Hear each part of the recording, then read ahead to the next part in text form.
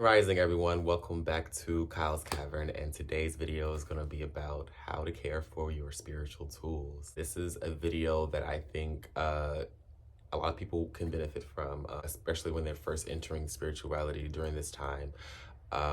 It is really important that we are mindful of our tools and how we're using them and who we allow our tools to be around. So if you want to know more information about how to care for your spiritual tools, then please keep watching.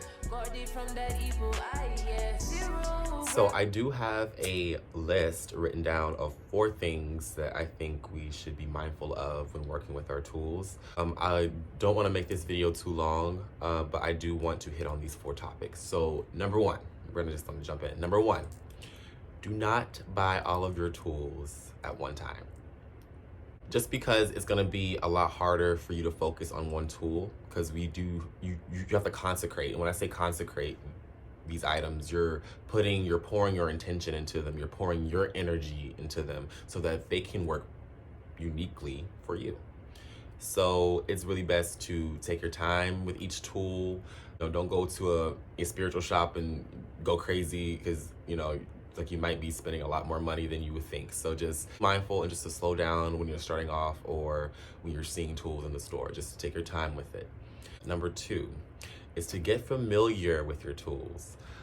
When I say get familiar with them, as far as like if you have a tarot deck, it's really important to feel the cards, look at them, look at the pictures. Some spiritualists, they sleep with their decks. Some take their decks with them everywhere they go, just so that their energy is matched with their cards. Some spiritualists, they may carry their wand with them everywhere they go. The wand is really important for extending your energy. So to connect, especially if you handmade a wand, it's good to feel it every day. Like try to amplify that energy, try to conduct your energy through the tool every day. Honestly, get it going, like to get whatever tool that you have is not yours, that you have not claimed yet, just to get that energy going so that you properly conduct your energy and use it in a healthy way. Also, crystals, the same way. Use crystal wands, or you can have, obviously a lot of spiritualists have gems and crystals, but crystals as well, get to know them as well, because crystals are a lot more complicated. Their energy is different from ours, obviously, so we have to make sure that we're grounded, to ask permission from the crystal itself to have it work with us, because you do have to ask your crystals for them to work with you, or else because some crystals are shy. Some crystals, crystals are a subject, but they're not hard to work with, but you will have to make sure that you yourself are working with it, not just sitting it down and having it do all the work for you. You're gonna have to hold it, meditate with it, and direct your energy in that way too. So yes, crystals on that list for number 2 as well. So working with your crystals too. Number 3, and that is cleansing. Cleansing is really, really important for your tools. There are multiple ways that you can clean. I always try to remember SMS.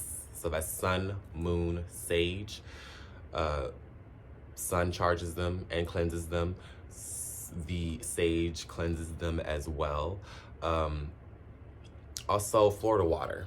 Water is a good cleanser as well. So if you have Florida water on deck, that is a good, if you put it in a spray bottle and just spray your crystals, that's a good way to cleanse your tools as well. Not even just crystals, but tools, yourself. I put Florida water in spray bottles and just spray your aura, just spray it down, just because you have things on you. If you're going out and about, you're carrying stuff with you, other people's energy is best. It's really important to cleanse yourself spiritually and physically. I really recommend that. So sun, moon, sage. The moon also cleanses and charges them. Depending on what the moon has going on at that general time, it's good to put your crystals out on that night to charge, and so they can get fresh for you the next time you want to use them. Also, cleansing your tools. So if you even have an athame or a boline is really good to cleanse these as well. I do the same thing. It's a lot more different than how I clean other tools just because it is a knife, and I do want to take care of it. But I do rub oils and anoint my boline or athame as well. So that's really important too, just so that all of your tools are neutral. If you have bones, if you have a bag of bones, it's good to spray them down, pour them all out into a bowl, and spray them down with water, salt water, or Florida water, or have them sitting in salt water or Florida water. Now, the last tip I have is, I wouldn't say it's a tip, or it's more so just a suggestion, just for your own spiritual safety and awareness. Number 4 is to respect your tools. That is something that I preach about a lot, because these beings, these tools are helping you to conduct what you want in this lifetime. So it's not a good idea to go around showing everybody what you have. It's not their business what you have going on spiritually. Also, it's really important that you're not exchanging your tools to friends or family members, your personal tools. Just if you don't know their energy fully, it's really important not to be exchanging your energy, because you don't know what you intentionally put, not intentionally or intentionally put on your tool, and you're having it going around to everyone, and now everyone has, if it's good or even if it's bad, you don't want your tools to be tainted with no other energy but yours. So that is something that I really recommend, is to not share your tools a lot to everyone. Even your crystals. Crystals can remember, crystals have a good memory of who you are. So once you get to know your crystals, they will remember you, they will remember your energy, they will remember who you are. If you're going around like, you know, hey, everybody touch my crystal, like you're defeating the purpose of it, either A, protecting you for your protection, messing up your manifestation. It's just like it's too much of exchange of energy. So if you're even hugging someone, I will recommend putting it in your shirt. Or if you see someone trying to touch, you know, your jewelry, just be like, you have that right to say that for your tools. It's really important that we are respecting each other's boundaries when it comes to that, because, you know, you don't want to mess up what anybody has going on for them. You know, everyone's trying to manifest, everyone's trying to, direct their energy in a healthy way.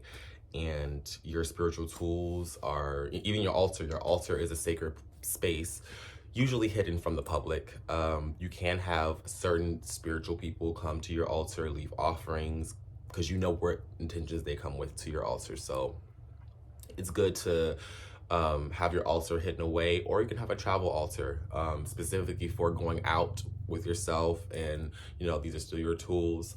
But I will always recommend that everyone, there are certain boundaries that we shouldn't cross, even in the physical realm, also in the spiritual realm. So yes, that was my little video on the spiritual tools. If you have any questions, extra questions for me down, I will be glad to answer them. If you have any concerns, if you have any videos I should do for the near future, please let me know down in the comment section below. I will also list my Instagram, my Facebook, all that down below. And yeah, I really hope everyone has a good day. Thank you for tuning in, and I will see you guys in the next one. Bye.